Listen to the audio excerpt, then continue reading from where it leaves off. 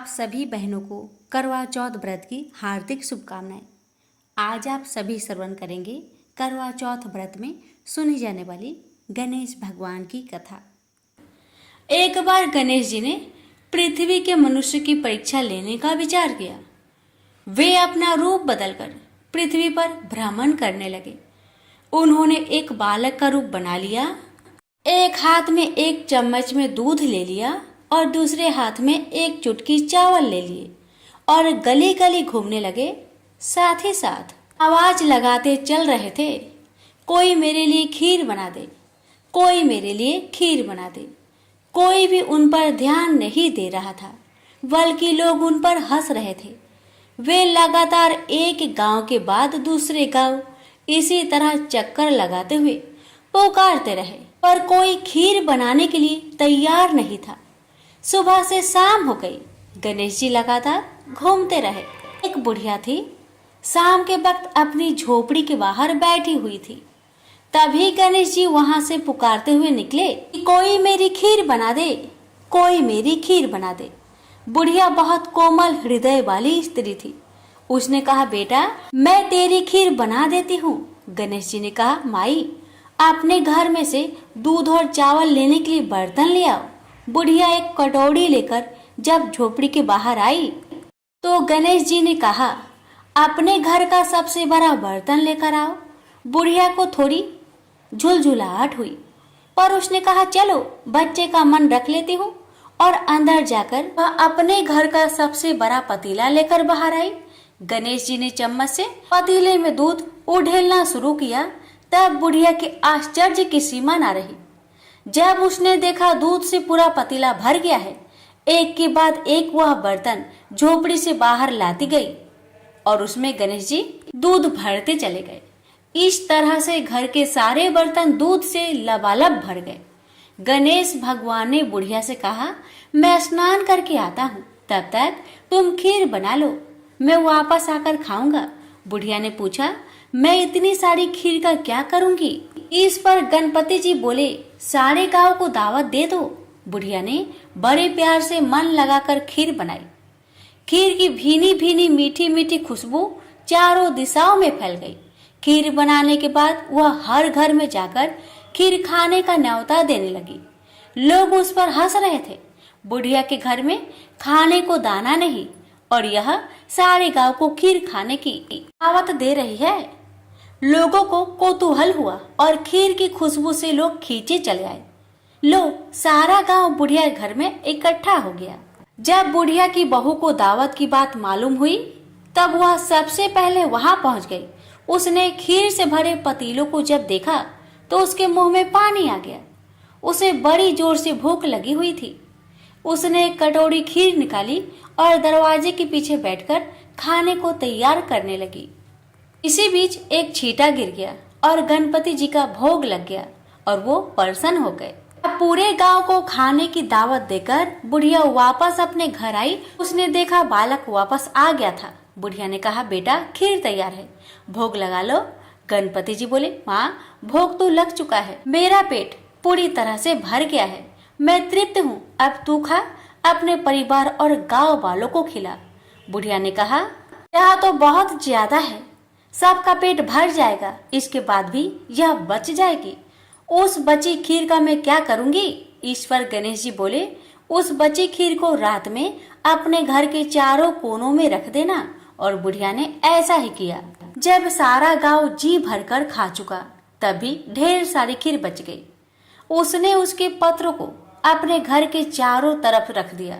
वहां उठकर उसने क्या देखा? पतीले में खीर के स्थान पर हीरे, जवाहरात और मोती भर गए हैं। बहुत खुश हुई। उसकी सारी दरिद्रता दूर हो गई। वह आराम से रहने लगी। उसने गणपति जी का एक भव्य मंदिर बनवाया और साथ में एक बड़ा सा तालाब भी खुदवाया। इस तरह उसका नाम दूर दूर तक प्रसिद्ध हो गया। उस जगह वार्षिक मेले लगने लगे। लोग गणेश जी की कृपा प्राप्त करने के लिए उस स्थान पर पूजा करने और मान्यताएं मानने के लिए आने लगे। गणेश जी सबकी मनोकामनाएं को पूरी करने लगे। प्रेम से बोलिए गणेश भगवान की जय। पौराणिक कथा के अनुसार एक समय की बात है, कि भगवान विष्णु का विवाह माता लक्ष्मी जी के साथ निश्चित हुआ। विवाह की सभी तैयारी होने लगी।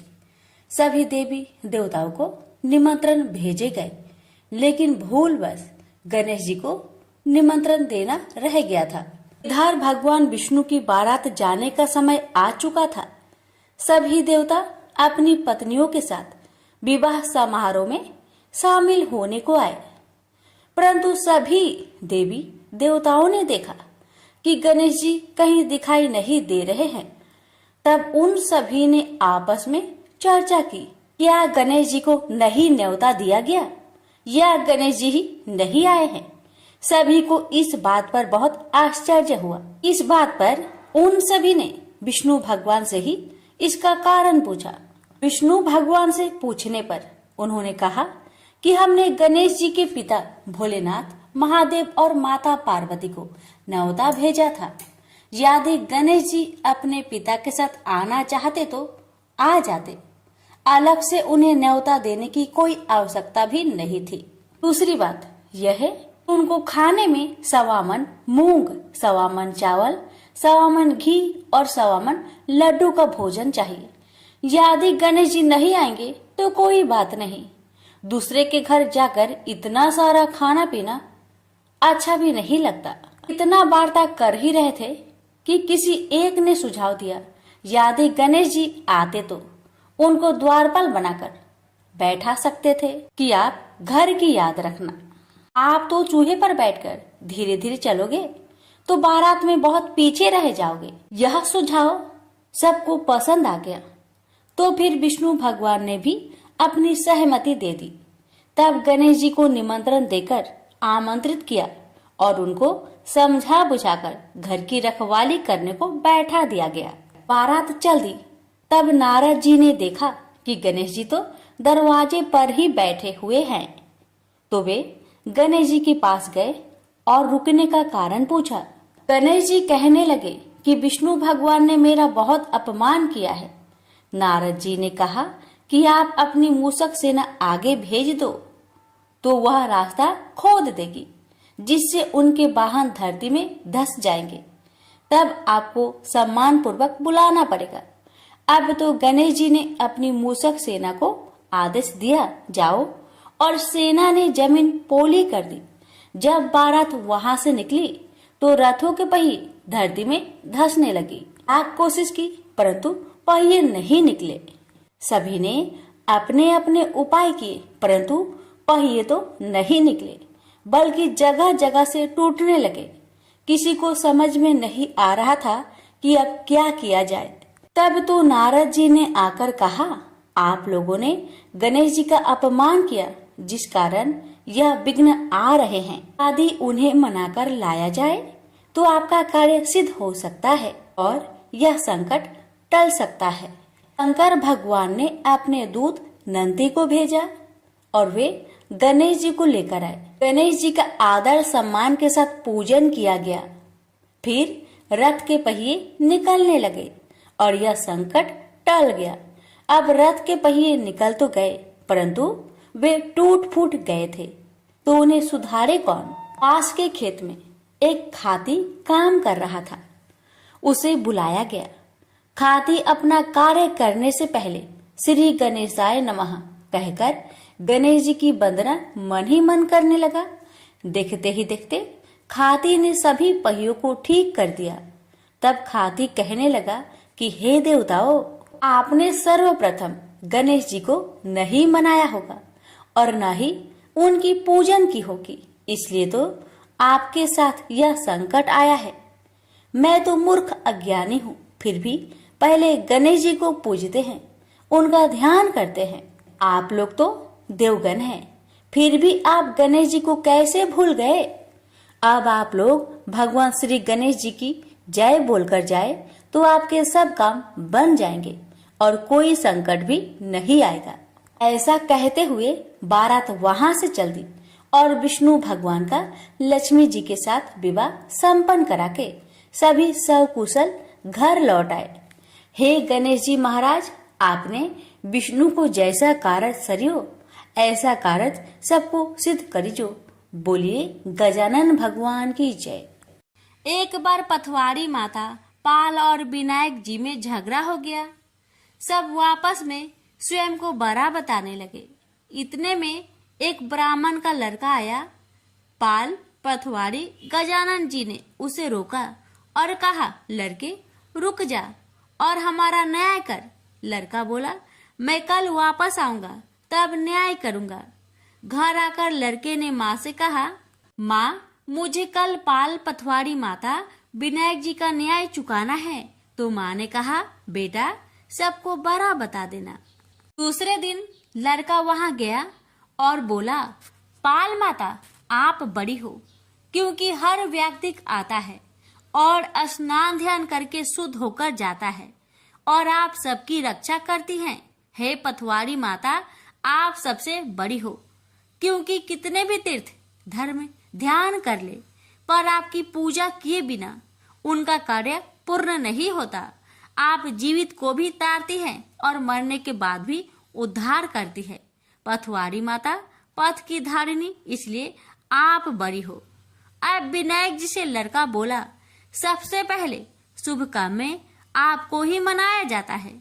आपको ध्याए बिना कोई काम सिद्ध नहीं होता, इसलिए आप बड़े हो। पाल माता, पथवारी माता, विनायक जी भगवान लड़के की चतुराई से प्रसन्न हो गए और बोले, लड़के तुमने तो हम सबको बड़ा कर दिया। उसको सुखी रहने का आशीर्वाद दिया और जौ के दाने उसके अंगोछे में डाल दिया।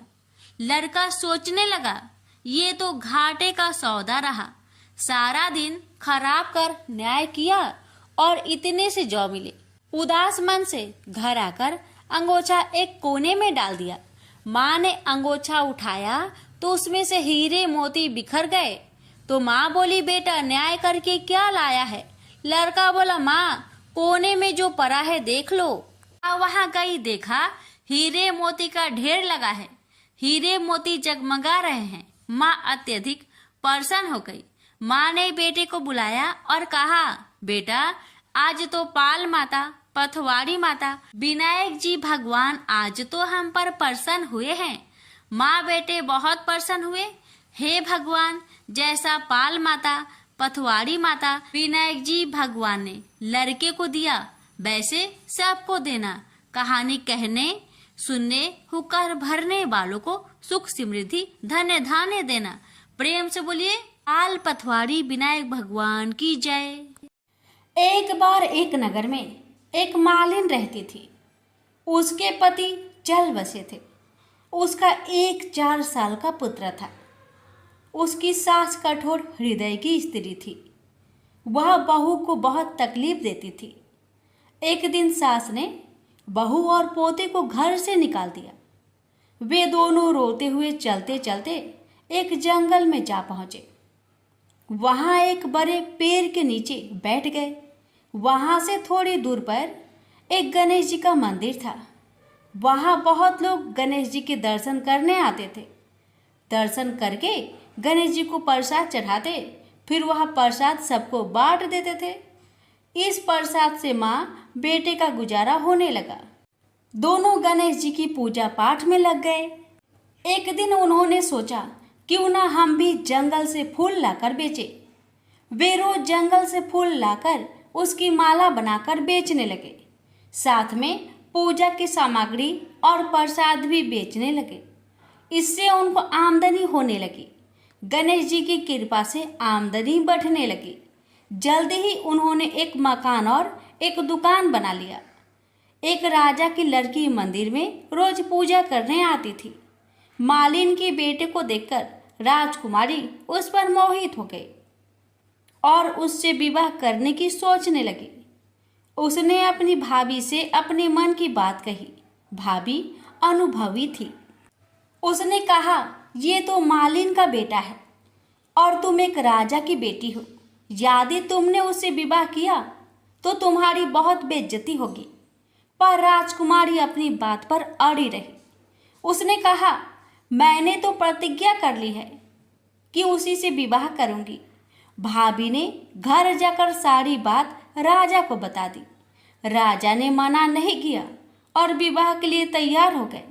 उन्होंने बड़े धूमधाम से बेटी का विवाह मालिन के बेटे के साथ कर दिया। मालिन ने सबसे पहले बेटे बहू को गणेश जी की मंदिर में ले जाकर पूजा पाठ करवाया और गणेश जी का आशीर्वाद दिलवाया।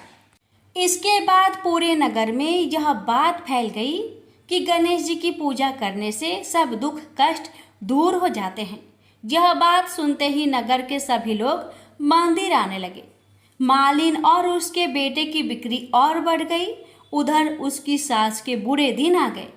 अन्नदाता उससे रूठ गई और वह भूखे मरने लगी। एक दिन वह रोती धोती उसी गणेश जी के मंदिर में आ पहुंची। वह मालिन के बेटे से बोली, मैं भूखी हूँ, मुझे रोटी कपड़ा दे देना, इसके बदले मैं तुम्हारे सारे काम कर दूंगी। लड़के को दया आ गई और उसे काम पर रख लिया। उसने अपनी दादी को नहीं पहचाना। जब मालिन घर आई तो उसने सास को पहचान लिया। वह सास से बोली, सासू जी आप यहाँ कैसे? सास ने पोते की तरफ इशारा करके कहा, मेरी इस सेठ के यहाँ नौकरी लग गई है। बहू बोली, यह आपका पोता है और यह घर भी आपका ही है, यह दुकान भी आपका ही है। जब आपने हमें घर से निकाला तब गणेश जी ने हमारी रक्षा की। बहू की बात सुनकर सास बोली, मेरी करनी मैंने भोग ली। बहू बोली, सासू जी अब आप हमारे यहाँ रहो और पोते का सुख देखो। हे गणेश जी महाराज, जैसा सुख आपने मालिन को दिया वैसा ही सुख सबको देना। प्रेम से बोलिए गणेश भगवान की जय।